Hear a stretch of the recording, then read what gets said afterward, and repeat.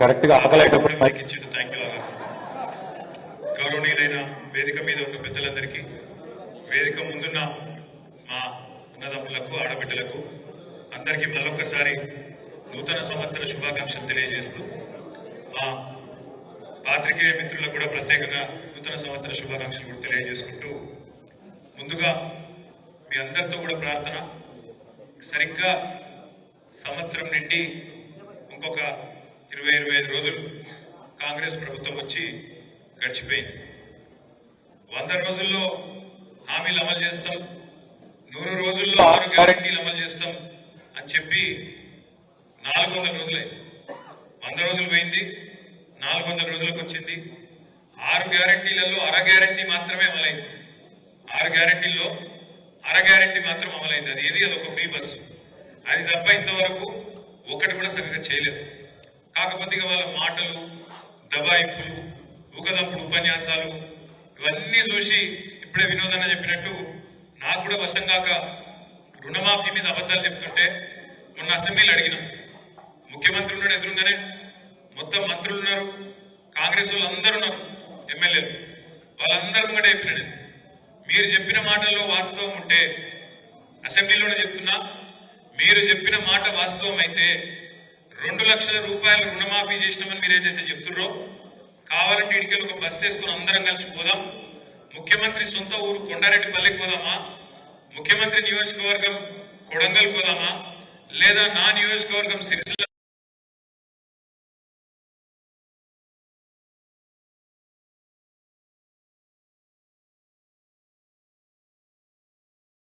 రాజీనామా చేస్తున్నారు, రాజకీయ సన్యాసం తీసుకుని అక్కడికి వెళ్ళండి మిగతా అని చెప్పారు.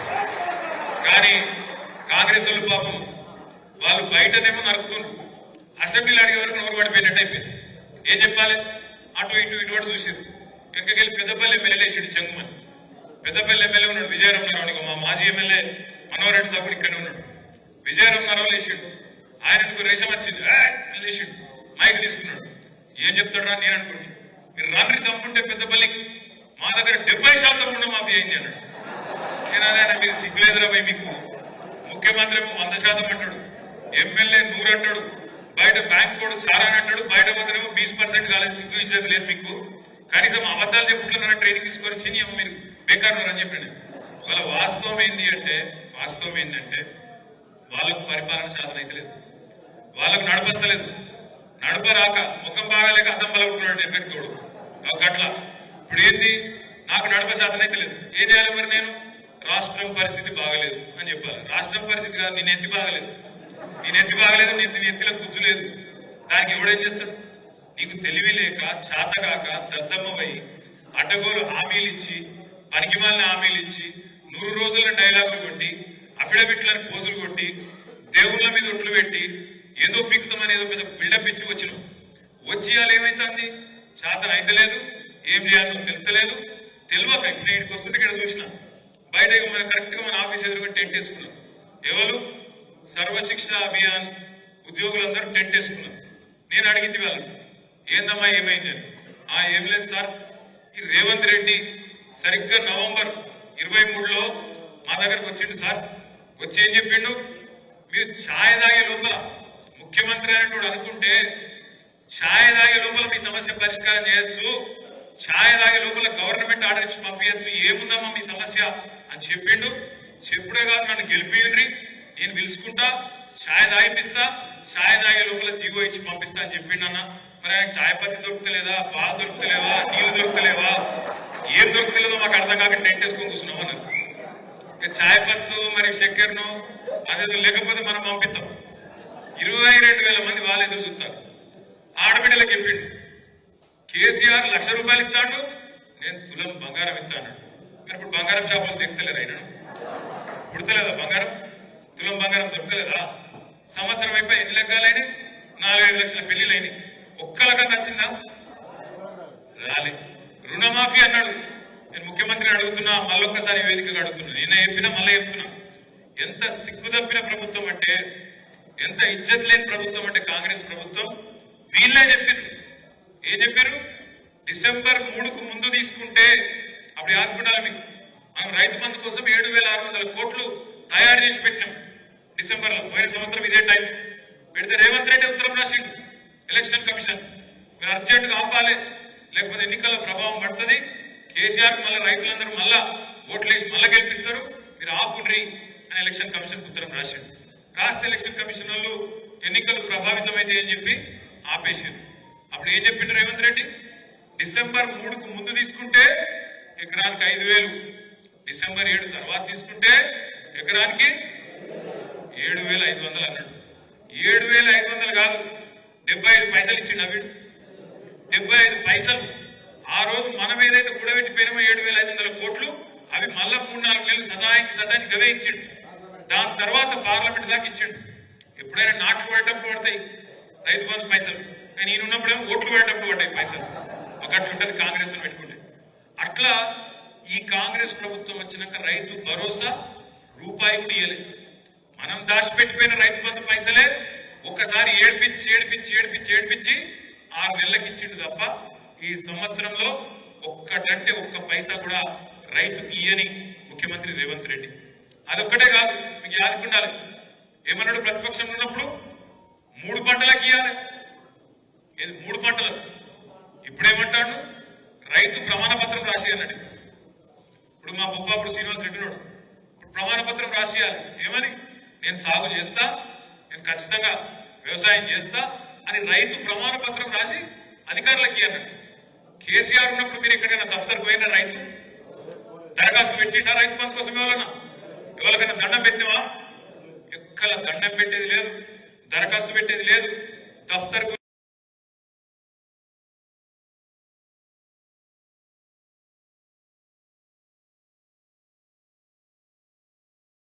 కోట్ల రూపాయలు రైతుల ఖాతాల్లో జమ చేసిన నాయకుడు కేసీఆర్ గారు 80,000 కోట్లు ఏది ఒక రైతు బంధు ఇంకో దిక్కు రుణమాఫీ రూపంలో మరొక 27,000 కోట్లు 1,07,000 కోట్లు రైతుల ఖాతాల్లో రూపాయి లంచం గాని పైసా లంచం గాని లేకుండా 70 లక్షల మంది రైతుల ఖాతాల్లో టింగు అని మంచిగా ఫోన్లు మోగుతుంటే నాట్లు పడేటప్పుడు మంచిగా పైసలు పడేటట్టు సౌలత్ ఏర్పాటు చేసింది కేసీఆర్ ఇవాళ రేవంత్ రెడ్డి ప్రభుత్వం 3 పంటలకు రైతు బంధు వేయాలని చెప్పిన రేవంత్ రెడ్డి డిసెంబర్ 3 తర్వాత అయితే ఎకరానికి 7,500 ఇస్తానని చెప్పిన రేవంత్ రెడ్డి ఏకకాలంలో 2 లక్షల రుణమాఫీ చేస్తాడు యాదికుందా మీకు కేసీఆర్ గారు ₹1,00,000 రుణమాఫీ చేసిండు ఆయన అనుకుంటాడు రైతులందరూ నాకే ఓట్లు ఇస్తారని మీరందరూ కూడా కేసీఆర్ ₹1,00,000 రుణమాఫీ తీసుకున్న వాళ్ళు కూడా బ్యాంకు గురుకుర్రి వెంబడే తెచ్చుకోండి ఎంబడే నేనేస్తా నేను ఎంబడే వస్తా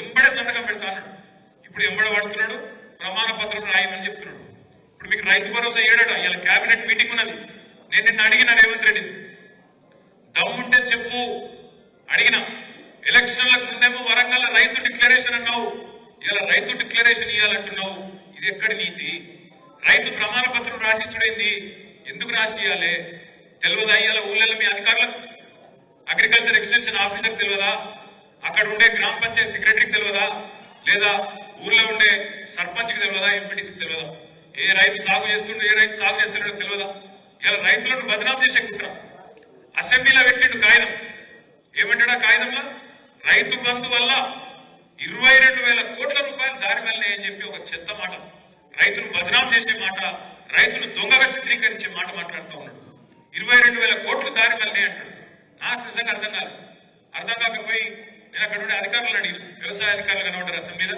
అడిగిన ఎక్కడికి వెళ్ళి వచ్చిందా మీకు ఈ లెక్క అని అడిగిన 22,000 కోట్లు అంటున్నారు ఏడ దారి మళ్ళినాయి ఏ ఊర్ల దారి మళ్ళినాయి ఏ సర్వే నెంబర్కి పోయినాయి ఎవరి ఖాతాలో పడ్డాయి చెప్పుని మాకు అంటే వాళ్ళు ఏం చెప్పారు ఎరికేనా సారిగా మా పేరు చెప్పకూరు కానీ వాస్తవం ఏంటంటే ఇప్పుడు వానకాలం పట్టేస్తారు వానకాలం దగ్గర 1.5 లక్షల ఎకరాలు కేసీఆర్ వచ్చిన తర్వాత నీళ్ళు వచ్చినాయి కరెంట్ మంచిగా వచ్చింది రైతు బంధు వచ్చింది రైతుకు ధైర్యం వచ్చింది కాబట్టి 1.5 లక్షల ఎకరాలు సాగు జరిగింది వానకాలంలో కానీ వానకాలంలో పత్తేసిన వాళ్ళు వానకాలంలో కందేసిన వాళ్ళు రెండో పంట వేసే అవకాశం ఉంటుందా వానకాలంలో పత్తేసిన వాళ్ళు యాసంగిలో రెండో పంట వేసేందుకు అవకాశం ఉండదా జరగలాగా ఏం చెప్పు ఉండదు కంది ఉంటుందా రెండో పంటకు అవకాశం మిర్చికి ఉంటుందా చెరుకుకుంటుందా పసుపుకుంటుందా ఉండదు మరి ఇప్పుడు ఈర్నపల్లి మండలంలో పోడు భూములు ఉన్నాయి ఆ పోడు భూములు ఎక్కడో జంగళ్ళు ఉంటాయి ఆ జంగల్ ఉండే భూములలో నీకు ఒక పంట పండుడే కష్టం, రెండో పంట పడుతుందా? ఎక్కడ బోరుబాయి మీద నడవది. ఇప్పుడు రేవంత్ రెడ్డి ప్రభుత్వం ఏమంటారు ఎరికేనా? ఆ రెండో పంట మీరు ఏదైతే వేయలేదో, ఆ రెండో పంట మీరు ఏదైతే పత్తి వేసిన వాళ్ళు, కందేసిన వాళ్ళు, ఆ పోడు రైతులు, ఆ చెరుకు రైతులు, ఆ పసుపు రైతులు, ఆ సోయా రైతులు, ఆ మిర్చి రైతులు ఎవరైతే రెండో పంట యాసకి లేలేదో ఆ పైసలు కేసీఆర్ ఇచ్చి తప్పు చేసినట్టు మీకు. ఆ పైసలు రెండో పంటకు మీరు ఏకపోయినా కేసీఆర్ ఇచ్చి తప్పు చేసిండు అంటారు. నేను ఇక్కడికి వచ్చినప్పుడు రవీంద్రరావు గారిని అడిగిన, రవీంద్రరావు గారు మరి పత్తి సంగతి ఏందని అడిగిన. రవీంద్రరావు గారు ఏం చెప్పినట్టు మా గైసింగారంలో కూడా పత్తి వేస్తాం, కానీ పత్తి ఏసి ఏరి మొత్తం తీసే వరకే, పంట తీసే వరకే 6-7 నెలలు అవుతుంది, రెండో పంటకు ఛాన్స్ ఉండదు. కాబట్టి కాబట్టి కాబట్టి మరి రెండో పంటకు సందు ఉండదు, దొరకది, రెండో పంట వేయలేమని చెప్పిండు. నేనేమంటున్నా అంటే ఒక వీళ్ళే కాదు, పత్తి రైతులు, కంది రైతులు, అదేవిధంగా చెరుకు రైతులు, పసుపు రైతులు, మిర్చి రైతులే కాదు, ఇలా లక్షల ఎకరాల్లో మనమే ప్రోత్సహించిన పామాయిల్ తోటలు పెట్టుకోమని చెప్పినాం. మామిడి చెట్లు, అటు నల్గొండ ముఖానం పోతే బత్తాయిలు, ఆ నిమ్మ తోటలు, ఇవన్నీ ఉంటాయి, దానిమ్మ తోటలు ఉంటాయి. మరి ఇవన్నీ కూడా రేపు ఏంది వీళ్ళకి ఇస్తావా అయ్యేవా అంటే చెప్తలేడు. ఉద్యోగస్తులు ఉంటారు, టీచర్లు ఉంటారు, ఊళ్ళలో టీచర్లు ఉంటే వాళ్ళు కష్టపడి నౌకరు సంపాదించుకుంటారు, వాళ్ళ అమ్మ నాయన రైతులు అనుకో. ఇప్పుడు ఏమంటాడు తెలుసా రేవంత్ రెడ్డి? టీచర్ ఉంటే, ప్రభుత్వ ఉద్యోగం ఉంటే నీకు రైతు బంధు కట్టు. మరి ముందెందుకు చెప్పలేదా? ముందెందుకు చెప్పలేదు? ఉద్యోగస్తులకు భూమితో సంబంధం కట్ చేస్తా అన్న మాట ముందెందుకు చెప్పలేదు? ఐటీ కడితే కట్టు, పాన్ కార్డు ఉంటే కట్టు, ఇది గిన్ని కట్లు. అందుకే ఇప్పుడు సీఎం అంటే చీఫ్ మినిస్టర్ కాదు, కటింగ్ మాస్టర్. ఎట్లా కట్ చేయాలి? కేసీఆర్ గారు ఇవన్నీ చూడలేదు. కేసీఆర్ గారు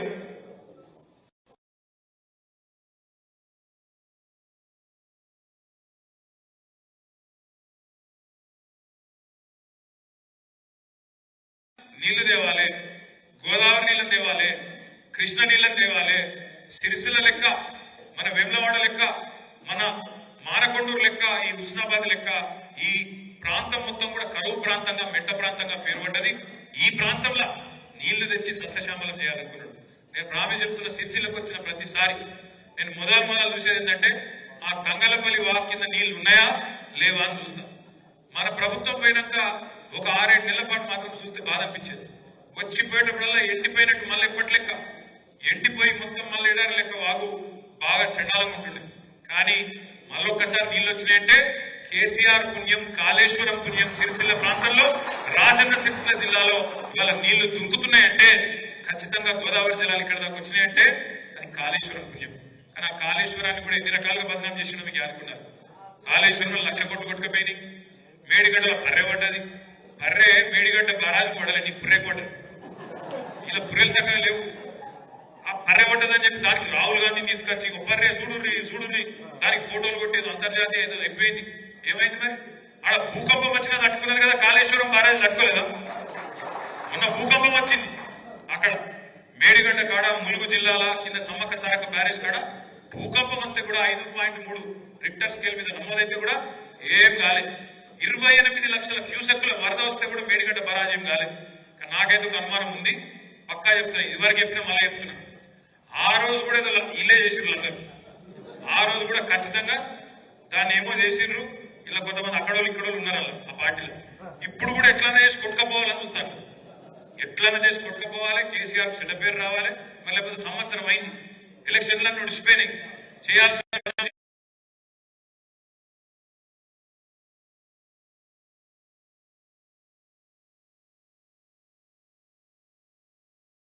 నీళ్లు మొత్తం చివరి పడి దాకా ఇవ్వచ్చు, ఎక్కడ కోదాడ దాకా ఇవ్వచ్చు కిందికి. కానీ ఆ పని చేస్తలేదు. ఎందుకు? వాళ్ళ భయం ఏందిరికేనా? కాళేశ్వరం రిపేర్ చేసినాం అనుకో, మేడిగడ్డ రిపేర్ చేసినాం అనుకో, ఏం చేయాల్సి వస్తుంది? యాసంగిలో కూడా మళ్ళీ 1.5 ఎకరాలకు మళ్ళీ పైసలు ఇవ్వాలి. ఎట్లా ఎగబెట్టాలి కదా, ఎగబెట్టాలని ఈ కథ చేస్తాను. దయచేసి నేను మిమ్మల్ని కోరేది ఒకటి, కొత్త సంవత్సరం మనం కూడా ఈ సంవత్సరం ఒక విషయంలో స్పష్టతతో ముందుకు పోదాం. ఈ సంవత్సరం మనకు స్థానిక సంస్థల ఎన్నికల సంవత్సరం కాబోతా ఉన్నది. ఖచ్చితంగా ఎవరెవరైతే సర్పంచులుగా పోటీ చేయాలనుకుంటున్నారో, ఎవరెవరైతే ఎంపీటీసీలుగా పోటీ చేయాలనుకుంటున్నారో, ఎవరెవరైతే జిల్లా పరిషత్కు కౌన్సిలర్లుగా పోటీ చేయాలనుకుంటున్నారో, ఎవరెవరైతే సింగిల్ విండో డైరెక్టర్లుగా పోటీ చేయాలనుకుంటున్నారో వాళ్ళందరితో నా ప్రార్థన ఒకటే. ఇప్పుడే కొప్పుల ఈశ్వరన్ ఒక మంచి మాట చెప్పిండు, ప్రేక్షక పాత్ర వహించకండి అంటే చూసుకుంటా కళ్ళప్పగించి కూసోకుండ్రి, అన్యాయం జరుగుతుంటే ప్రజల తరఫున కొట్లాడాలి, నిలబడే క్రమంలో కేసులైనా పర్వాలేదు, ఏదైనా పర్వాలేదు, కానీ కేసులై ప్రజల కోసం నిలబడితేనే ఆయన నాయకుడు అవుతాడు తప్ప, లీడర్ అవుతాడు తప్ప ఎవరు పడితే వాళ్ళు కాదు.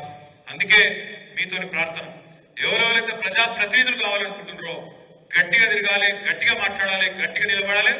ఆ క్రమంలో అయితే ఒకటో రెండో కేసులు ఏం ఫరక్ పడుతుంది? ఏం బిగ్గగలుగుతాడు చిట్టినాయుడు? ఏమి కాదు, ఏం ఫరక్ పడది, ఏమి కూడా కాదు. మీరు ఎవరు భయపడక్కర్లేదు. ఇగో మన కళ్యాణ్ గారు, ఆయనతో పాటు హైదరాబాద్ నుంచి మొత్తం లీగల్ సెల్ కూడా వచ్చింది మీకోసం.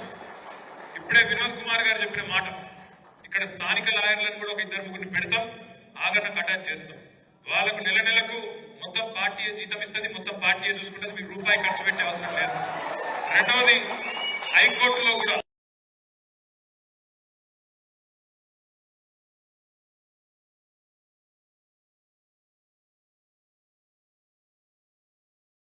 దావా వేస్తాం, కొట్లాడతాం, అవసరమైతే సుప్రీంకోర్టు దాకా కూడా వాళ్ళని వదిలిపెట్టాలనే మాట కూడా నేను మీకు విజ్ఞప్తి చేస్తాను. దయచేసి మిమ్మల్ని కోరేది ఒకటే, మనము ఒక సంవత్సరం బ్రహ్మాండంగా ఎన్నికల్లో ఓడిపోయిన తర్వాత కూడా సంవత్సరం మీరందరూ కష్టపడ్డారు, ప్రతి ఊళ్ళో కష్టపడ్డారు, ప్రతి గల్లీలో కష్టపడ్డారు. కాబట్టి పార్టీ ఇవాళ ఒక్క పిలుపు మీద కలిసినందుకే ఇంతమంది మీటింగ్ కాదు, ఏం కాదు, ఇవాళ ఒక్క మాట మీదకెళ్ళి, ఒక మెసేజ్ మీదకెళ్ళి ఇంతమంది మా తమ్ముళ్ళు మాటలు వచ్చాయి. ఇలా మనం అధికారంలో కూడా లేవు, నేను మీకు ఇవ్వగలిగేది కూడా ఏం లేదు, మీకు తెలుసు, నాకు తెలుసు. అయినా ఇంత అభిమానంతో పార్టీ అంటే ఇంత ప్రేమతో కేసీఆర్ గారి మీద ఒక అనురాగంతో మీరు అందరూ వచ్చినారు. బాక్సింగ్ చేస్తున్న బాక్సింగ్ లో ఒక మాట చెప్తారు, మనం ఎంత గట్టిగా పంచగొడతాం అన్నది కాదు, మనం ఎంత గట్టిగా అవతలం దవడ మిగిలి గుద్దాం అన్నది కాదు, వాడు అవతలోడు ఎన్ని గుద్దినా కింద పడ్డా లేచి నిల్చొని కొట్లాడేటోడే నిజమైన వీరుడు, నిజమైన పోరాట యోధుడు.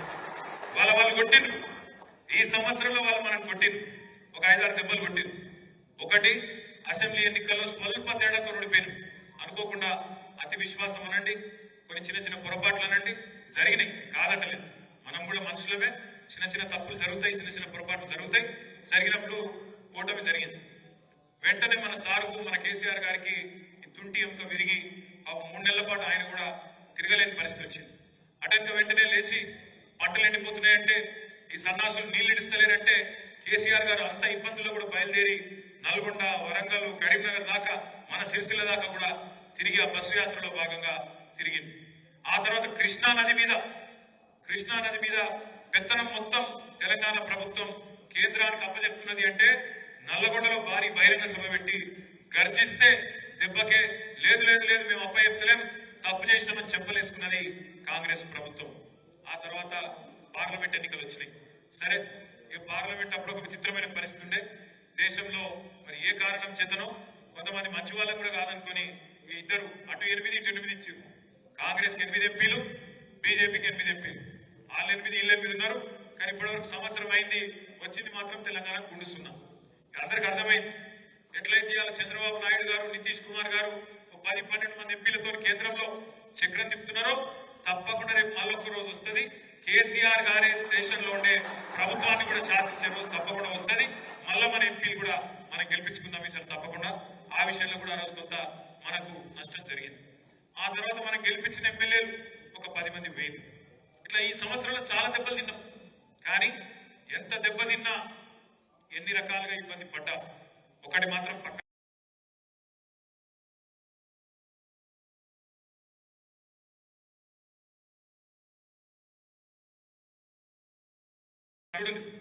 ఒక్క రోజున కేసీఆర్ జపం లేకుండా ఒక్క స్పీచ్ ఉంటుందా? కేసీఆర్ పేరు తీయకుండా, బీఆర్ఎస్ సోషల్ మీడియా తిట్టకుండా ఒక్క ఉపన్యాసం ఉన్నదా ముఖ్యమంత్రిది? ఏడవైనా ఒకటే ఏడుపు, ఎక్కడైనా ఒకటే ఏడుపు, ఒకటే రాగు. ముఖం బాగలేక అద్దం పలగొట్టుకున్నట్టు నడపశాత కాక రాష్ట్రాన్ని, ప్రభుత్వాన్ని పనికిమాల మాటలు మాట్లాడుతున్నాడు. ఎంత పచ్చి అబద్ధాల కోరు ఈ ముఖ్యమంత్రి అంటే, నిన్న మాట్లాడిన మాట ఒక్క నిమిషంలో మీకు చెప్తా, మీకు అర్థమవుతుంది. ముఖ్యమంత్రి అంటోడు ఒక రాష్ట్రానికి పెద్ద మనిషి. ఆ పదవిలో కూర్చున్నాక రాష్ట్రం మొత్తం నాది అని మాట్లాడాలి. ఈ రాష్ట్రం మంచిగున్నది, ఇంకా మంచిగా చేస్తా అని చెప్పాలి. ఏమైనా లోపల చిరిగిపోయిన పని వేసుకున్నా మీదికెళ్ళి మాత్రం మంచిగా వేసుకుని మంచిగానే ఉన్నా అని చెప్పాలి. కానీ ఈ నేత అవలగాడంటే రాష్ట్రం దివాలా తీసింది, రాష్ట్రం అప్పులపాలైపోయింది, నా పరిస్థితి మొత్తం ఎత్తిపోయింది అట్లా చెప్పుకుంటాడు ఎవడన్నా కనుక. ఇప్పుడు నెల నిజం ఉందా? పచ్చి అబద్ధం అది. వాస్తవం ఏంది? ముఖ్యమంత్రి కనీసం లెక్కలు చెప్పిన కూడా సరిగ్గా చెప్తలేదు. వాస్తవం ఏంది? తెలంగాణ ఏర్పడిన నాడు 2014లో కాంగ్రెస్ ప్రభుత్వం మనకు అప్పచెప్పిన నాడు, ఏది ప్రభుత్వాన్ని మనకు అప్పచెప్పిన నాడు 369 కోట్ల రెవెన్యూ మిగులుతోని మనకు అప్పచెప్పిన, రెవెన్యూ సర్ప్లస్ తోని మనకు అప్పచెప్పిన. మనం దిగిపోయిన నాడు 2022-23లో ఆనాడు మనకు 369 కోట్ల రెవెన్యూ మిగులుతో అప్పచెప్తే మనం వాళ్లకు తిరిగి అప్పచెప్పినాడు 5,944 కోట్ల రెవెన్యూ మిగులుతోని వాళ్ళకు అప్పచెప్పారు. రెవెన్యూ మిగులు అంటే ఏంది మీకు అర్థమయ్యే భాషలో చెప్తాం. ఇప్పుడు రాష్ట్ర ప్రభుత్వానికి రాబడి ఉంటది, ఆదాయం ఉంటది, ఖర్చు ఉంటుంది. రెవెన్యూ రిసీట్ అంటారు, రెవెన్యూ ఎక్స్పెండిచర్. ఆదాయం ఖర్చు. ఆదాయం ఖర్చు కంటే ఎక్కువ ఉంటే మిగులు ఉంటుంది, రెవెన్యూ మిగులు. ఆ ఖర్చులు ఏమేముంటుంది రెవెన్యూ ఎక్స్పెండిచర్లో? ఏముంటుందంటే జీతాలు, పెన్షన్లు, అప్పులు, మిత్తిలు, సబ్సిడీలు, ఇవన్నీ తీయంగా జీతాలు, పెన్షన్లు, అప్పులు, మిత్తిలు, సబ్సిడీలు ఇవన్నీ తీయంగా ఖర్చులు ఇవన్నీ ఓంగా మిగులు ఉన్నది అని మొన్న పెట్టిన బడ్జెట్ లో బట్టి విక్రమార్క గారు 1000 కోట్ల రెవెన్యూ మిగిలి ఉంది అని చెప్పి మొన్న 2024లో బడ్జెట్ పెట్టింది. ఒక దిక్కేమో బడ్జెట్ లో రెవెన్యూ మిగులు ఉంది, సర్ప్లస్ ఉంది అని ఒక దిక్కు చెప్తారు, 1000 కోట్ల మిగిలింది అని ఒక దిక్కు చెప్తారు. నిన్న ముఖ్యమంత్రి నెలకు 4,000 ఘాటా ఉంది, ఏం చేయాలో చెప్తలేదు అని ముఖ్యమంత్రి చెప్తాడు. మరి ఆయన కూర్చొని మాట్లాడుకుంటలేరా? లేకపోతే ఆయన లెక్కలు వేరు, ఈయన లెక్కలు వేరా? ఢిల్లీకి పంపే లెక్కలు వేరు, అవి నాకెరికి. ఢిల్లీకి పంపే లెక్కలు వేరు, ఆ లెక్కలు వేరు. కానీ ఇక్కడ లెక్కలు కూడా ఇట్లా తారుమారైతే ఒకటే మంత్రివర్గంలో ఒక ముఖ్యమంత్రి, డిప్యూటీ సీఎం అలగలగ లెక్కలు చెప్పొచ్చునా? ఇది ప్రజలను తప్పిదారి పట్టించు కాదా? ఇది పచ్చి అబద్ధాలు చెప్పుడు కాదా? నీ ప్రభుత్వంలో నువ్వు పెట్టిన బడ్జెట్ లో నువ్వు కేబినెట్ లో కూర్చొని సంతకం పెట్టింది ఏంటి? రెవెన్యూ మిగులు ఉంది అని చెప్పినావు. అన్ని ఖర్చులు పోను, జీతాలు ఇయ్యంగా, పెన్షన్లు ఇయ్యంగా, మిత్తిలు కట్టంగా, అప్పులు కట్టంగా, సబ్సిడీలు ఇయ్యంగా 1000 కోట్లు మిగులుందని నువ్వే చెప్తావు. మళ్ళీ ఇంకో దిక్కేమో నెలకు 4,000 ఘాటా అవుతుందని చెప్తావు. ఆయన అబద్ధం ఆడుతున్నా, నువ్వు అబద్ధం ఆడుతున్నావు. ఎవరైనా పిచ్చోళ్ళని చేస్తుండ్రు. అందుకే నేను అంటున్నా, నడప శాత కాక ఇవాళ అడ్డగోలు మాటలు మాట్లాడుతున్నాను. ఇంకొక దిక్కుమాల ప్రచారం చేస్తాడు. దీన్ని మనం ఊరూరా తిప్పి కొట్టాలి, బరాబర్ కొట్టాలి. మనం ఏదో అప్లపాలు చేసిపోయినాం రాష్ట్రాన్ని అంటాడు. మీకు ఇవాళ మళ్ళొక్కసారి చెప్తున్నాం, మనం మీరు చూసింటారు అసెంబ్లీ, మళ్ళొక్కసారి చెప్తున్నాం. మనం చేసిన అప్పులు మొత్తం పురుజా లెక్క తీస్తే, మొత్తం హిసాబ్ కితాబ్ చేస్తే, మనం 10 ఏళ్లు ప్రభుత్వాన్ని నడిపి మనం చేసిన అప్పు 4,17,000 కోట్లు. అంటే సంవత్సరానికి 40,000 కోట్ల చిల్లర.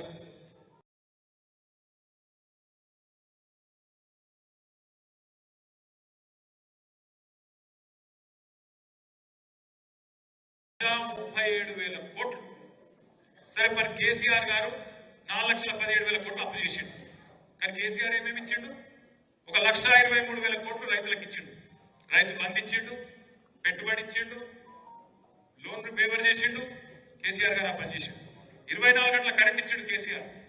కొత్తగా సబ్ స్టేషన్లు కట్టిండు, రోడ్లు కట్టిండు, కాళేశ్వరం లాంటి ప్రాజెక్టు కట్టిండు, ఇంటింటికి నల్లా ఇచ్చిండు, జిల్లా కేంద్రాలు చేసిండు, కలెక్టరేట్లు కట్టిండు, ఎస్పీ బిల్డింగ్లు కట్టిండు, కొత్త దవాఖానాలు కట్టిండు, జిల్లాకు ఒక మెడికల్ కాలేజ్ పెట్టిండు, జిల్లాకు ఒక నర్సింగ్ కాలేజ్ పెట్టిండు, 1000 గురుకుల పాఠశాలలు పెట్టిండు. ఇంకా చెప్పాలంటే ఇంకో గంట చెప్పచ్చు. కేసీఆర్ 4,17,000 కోట్లు అప్పు చేసి ఏం చేసిండంటే, గంట చెప్తే నేను ఏమేం చేసిండు, నువ్వేం చేసినావు చెప్పు రాబోయ్.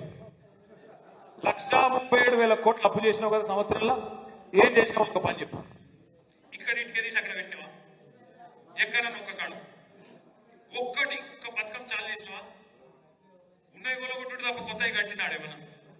ఉన్నాయి కూలగొట్టుడు తప్ప కట్టిందేమన్నా ఉందా ఎక్కడన్నా? హైడ్రా పేరు మీద పేదవాళ్ళ గుడిసెల మీద వాడు, రేకుల షెడ్ల మీద వాడు, ఇళ్ల మీద వాడు, కూలగొట్టుడు. డిపిఆర్ లేదు, మన్ను లేదు, కానీ పైసలు కావాలి, ఢిల్లీకి పంపాలి కాబట్టి మూసీల పడి అక్కడ ఉండే పేదల మీద ప్రతాపం చూపెట్టుడు తప్ప ఈయన చేసిందే ఒక్క స్కీమ్ స్టార్ట్ చేసిండా? పోనీ రైతు భరోసా ఇచ్చిండా? ఆడబిడ్డలకు 2,500 వేస్తానని వేసిండా?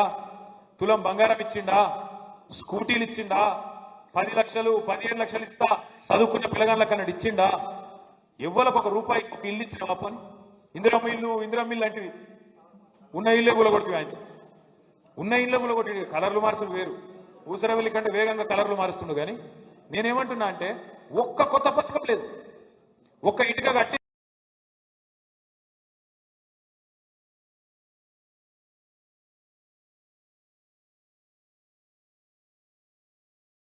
వేల కోట్ల రూపాయలు ఢిల్లీకి పంపుట్ల బిజీగా ఉన్నాడు ఈ ముఖ్యమంత్రి. ఇలా తెలంగాణ కాంగ్రెస్ పార్టీకి ఏటీఎం అయింది.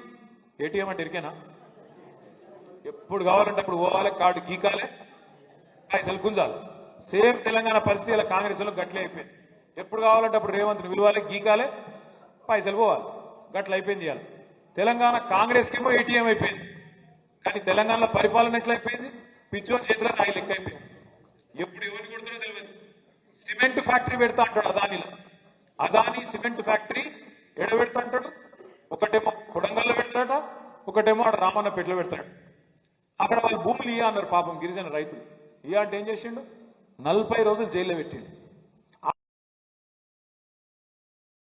సంబంధం రాబోయే అంటే లేలే, నువ్వే ఉన్నావు, నువ్వే కొట్టించినావు, అందులో దొరకబడతా అని చూసిండు. ఆ తర్వాత కొన్ని రోజులు అది గోల కొడతా, ఇది గోల కొడతా కొన్ని రోజులు ఎక్కులాడిండు. ఏం చేసిండే రేవంత్ రెడ్డి 6 గ్యారెంటీల విషయంలో అంటే 6 గ్యారెంటీలు ఎప్పుడో మర్చిపోయాడు. కానీ నా మీద 6 కేసులు మాత్రం పెట్టే ప్రయత్నం చేసి 6 కేసులలో ఏదో ఇరికేయాల మీరు జైలు పంపాలన్నది మాత్రం బాగుంది. నేను మీ అందరినీ కోరేది ఒకటే, కేసుల గురించో ఫీజుల గురించో మనం భయపడే అవసరం లేదు. మనం ఎవ్వరం కూడా దాని గురించి బయట చర్చ పెట్టే అవసరం కూడా లేదు. మనం ఒకటే పని చేద్దాం ఈ కొత్త సంవత్సరం. ఏంటది? ఆయన కేసుల గురించి మాట్లాడని, మనం రైతుల గురించి మాట్లాడదాం, మనం ప్రజల గురించి మాట్లాడదాం, రైతు భరోసా గురించి మాట్లాడదాం. నువ్వు ఇచ్చిన 420 హామీలు ఏమైనా అని అడుగుదాం. వాళ్ళు పాపం మన అటెన్షన్ డైవర్షన్ కోసం మనం ఏదన్నా చేసి మనం పక్కదారి పట్టియాలి, అగో ఇదైందట, అదైందట, గర్ల ఇదైందట, కింద ఇదైందట అని చెప్పి వాళ్ళ చెవులు కొరుకుడు, వీళ్ళ చెవులు కొరుకుడు. అది తప్ప ఇంతవరకు సంవత్సరంలో చేసిందేం లేదు. మనం ఒకటే తదేక దీక్షతోని అర్జునుడు కదా శిల్క కన్ను మీద దృష్టి పెట్టినట్టు మనం కూడా ఒకటే దాని మీద పెడదాం. ఏంటిది? ముసలోళ్ళకు 4000 పెన్షన్ ఎప్పుడు ఇస్తావు అని అడగాలి. ఒక్కొక్క నెల ఒక్కొక్క కార్యక్రమం తీసుకుందాం అవసరమైతే కొత్త సంవత్సరంలో మంచిగా తీసుకొని నెలకొక్క ప్రోగ్రాం. ముసలోళ్ళకు 4000 పెన్షన్ ఎప్పుడు ఇస్తావు? ఆడబిడ్డలకు నెలకు 2500 ఎప్పటి నుంచి ఇస్తావు? స్కూటీలు ఎప్పటి నుంచి ఇస్తావు? పిల్లగాళ్లకు ఫీజు రీయింబర్స్మెంట్ ఎప్పుడు ఇస్తావు అని చెప్పి నెలకొక్క ప్రోగ్రాం పెట్టుకుందాం. మంచిగా ఈ కొత్త సంవత్సరం 12 నెలల పాటు ఉక్కిరి బిక్కిరి వాళ్ళకు ఊపిరాడకుండా చేసే బాధ్యత ప్రధాన ప్రతిపక్షంగా ఈ గులాబీ దండుదే, గులాబీ సైనికులదే అనే మాట నేను విజ్ఞప్తి చేస్తున్నాను. అదేవిధంగా చాలా మంది మా అన్నదమ్ములు అడుగుతారు, అన్న మనం కూడా కొత్త కమిటీలు వేసుకోవాలన్న. తప్పకుండా నేను ఈ సంవత్సరం మీ అందరికి మాటిస్తున్నా, తొందరలో సభ్యత్వ నమోదు కార్యక్రమం కూడా స్టార్ట్ చేసుకుందాం. మంచిగా బూత్ కమిటీ నుంచి వార్డు కమిటీ, గ్రామ కమిటీ, మండల కమిటీ, పట్టణ కమిటీ, నియోజకవర్గ కమిటీ, జిల్లా కమిటీ,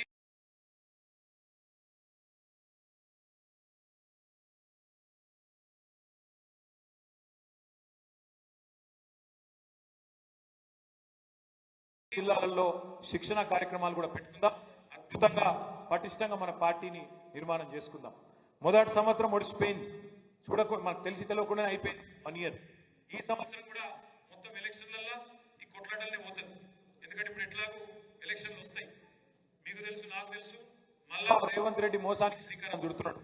రైతులకు రైతు భరోసా పేరు మీద ప్రమాణ పత్రం రాసియాలని చెప్పి శటకోపం పెట్టే ప్రయత్నం చేస్తున్నాడు. గ్రామాల నుంచి వచ్చిన మా నాయకులను నేను కోరుతున్నా, గ్రామాలలో చర్చ పెట్టండి, రైతులను అడగండి. కేసీఆర్ ఉన్నప్పుడు ఏమైనా రాసియాల్సి వచ్చిందా? దరఖాస్తు పెట్టుకునే అవసరం పడ్డదా? పడలే.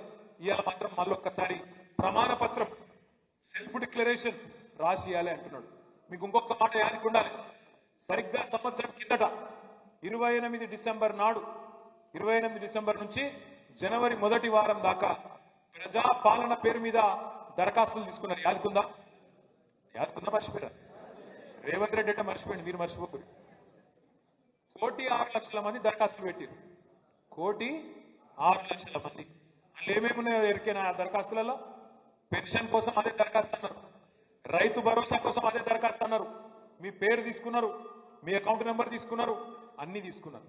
మరి మళ్ళీ ఎందుకు పెట్టమంటున్నారు దరఖాస్తు? 1,06,00,000. కరెక్ట్ మాట చెప్పినాడు మా తమ్ముడు. ఎక్కడికి వెళ్ళి చెప్పిండు?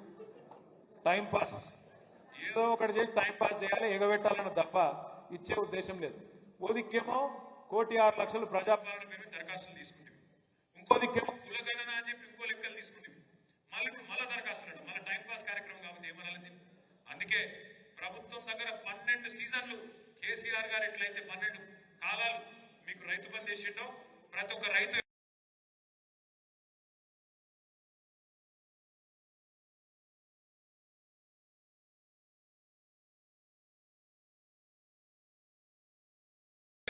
ఎన్నికలకు ముందు ఏమన్నాడు, 22 లక్షల మంది కౌలు రైతులు ఉన్నారు తెలంగాణలో. వాళ్ళందరూ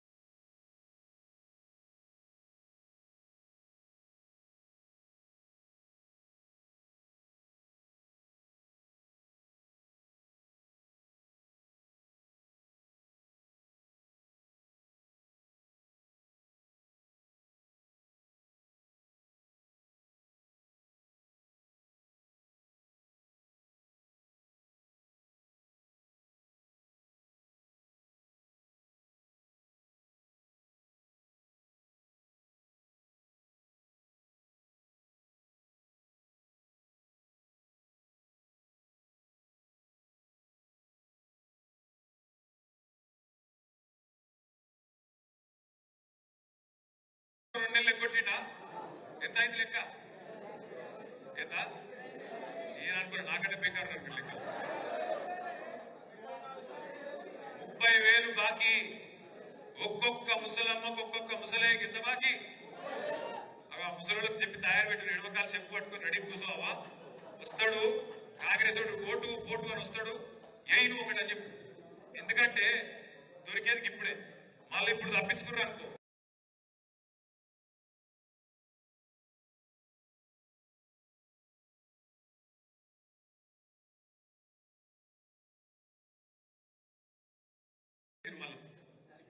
ఆడోళ్ళకి ఫ్రీ అంట, మొగోళ్ళకి డబల్ అంట. ఏం పడిందన్న? ఆడోళ్ళకి ఫ్రీ, వాళ్ళ భర్తలకు డబల్. ఏమున్నా చెప్పిగా ఈ కీసలకి వెళ్ళిపోతుంది, ఈ కీసలకి వెళ్ళిపోతుంది. అంత రేటు కదే కదా అట్లుంటుంది కదా కాంగ్రెస్ తో. అందుకే చెప్తున్నా, అరిచేతుల స్వర్గంలో పెట్టుకుని ఎవరిని నమ్మద్దు. వాడు కేసులు పీసులు రాస్తాడు. ఇక ఏం రాసిన పేపర్ వాడు సిరిసిల్లలో ఏదో భారీ భూ కుంభకోణం, నీ పొద కుంభకోణం. ఏ కుంభకోణం జరగలే, ఏ లంబకోణం జరగలే. ఇక్కడ ఎవరో ఒకరు ఇద్దరు అవలగాళ్ళు, ఎవరో ఒకరిద్దరు అవలగాళ్ళు. అది కూడా చెప్తున్నాను నేను. కేవలం ఇవాళ అధికారం వచ్చిన ఒక కొత్త ఇదిలా 2-3 కేసులు పెట్టించి ఏదో పైశాచికానందం పొందుతాం అనుకుంటారు. మన చేతిలో 4-5 సార్లు ఓడిపోయినాక పాపం కొద్దిగా మధ్య స్థిమితం తప్పి దివాళ పనులు చేస్తారు.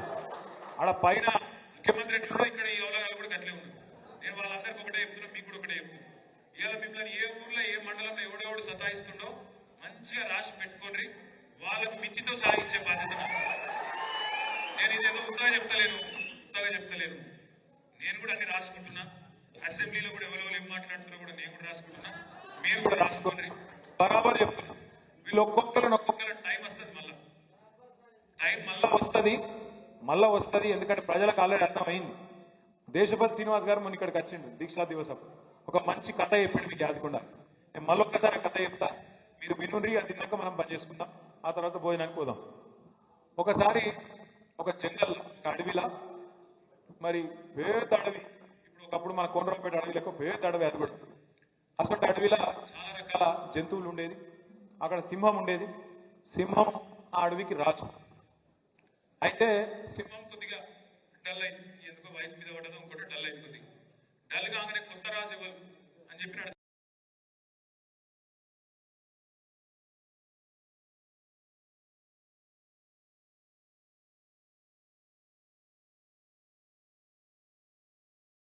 నీళ్ళు రంగు పెడతారు. ఆ నీళ్ళు రంగు తోటి పెద్ద బకెట్ ఉండేనాడు. ఆయన నక్కవై బకెట్లో పడ్డది. బకెట్లో పడి బయటకు వచ్చేవారు మొత్తం నీలం కలర్ లో మారిపోయింది. ఉరికింది జంగలకు, ఉరికింది కొండరావుపేట జంగలకు పోయింది.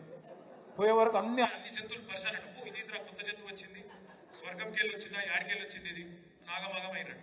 అయినాక వాడు అప్పుడు నక్క కథ, అబ్బా ఇదేదో కథ మంచిగానే ఉంది, నేను కొత్త కనబడుతున్నా వీళ్ళందరికీ.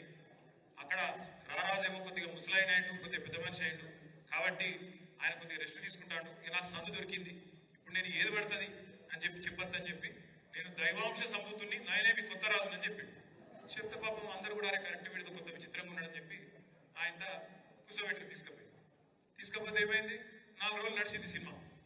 నడిచింది. ఇక రోజు ఇటుకుడు అటుకుడు, ఇటు దుంకుడు అటు దుంకుడు, పని చేసుడు లేదు, మన లేదు. ఆయనతో ఒక రోజు ఏమైంది, ఆయనతో అన్ని జంతువులు కలిసి మీటింగ్ పెట్టుకున్నాక ఈ నక్క కూడా వచ్చింది, నీలం రంగు నక్క.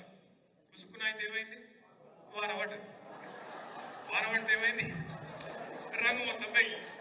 రంగు పోయినాక నక్క సంగతి ఏమైంది, ఈ బలిగింది, మళ్ళీ ఉరికించింది.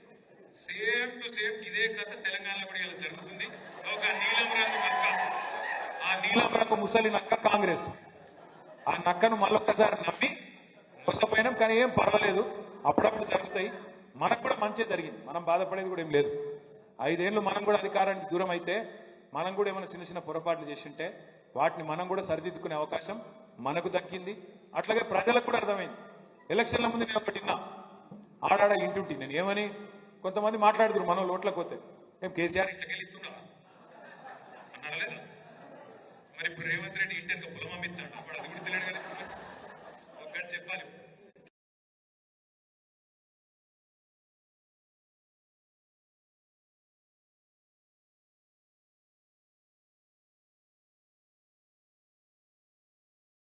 కాకుండా చూసుకున్న మాట వాస్తవమా కాదా ఒక్కసారి గట్టిగా సప్పట్లతో మన నాయకుడు కేసీఆర్ గారికి ధన్యవాదాలు చెప్పాలి.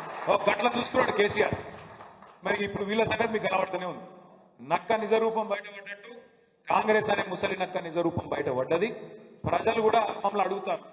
నిన్న నా దగ్గరికి ఒక జంట అమెరికాకి వెళ్ళి వచ్చారు. అమెరికాలో వాషింగ్టన్ డీసీలు ఉంటారు వాళ్ళు. పిల్లలు తీసుకొని సెలవులకు వచ్చారు డిసెంబర్లో. కలిసిపోతాం, ఫోటో దిగిపోతామని వచ్చారు హైదరాబాద్. వచ్చినాక మాట్లాడుకుంటా ఆ అమ్మాయిది మన చొప్పదండి కాన్స్టిట్యున్సీ మల్యాల అన్న బాగున్నారా, అంత పాత కరీంనగర్లు ఎట్లున్నారు అట్లా ఇట్లా అని మాట్లాడుతుంది అమ్మాయి. నల్గొండ పిల్లగాని చేసుకున్నది. పిల్లలు అమెరికా వాళ్ళు వల్ల అక్కడనే పుట్టిరు, అన్నీ పెరుగుతాను. ఆ అమ్మాయి అంటాను, అన్న వాస్తవం చెప్తున్నానే, నిజంగా బాధ అనిపిస్తుంది.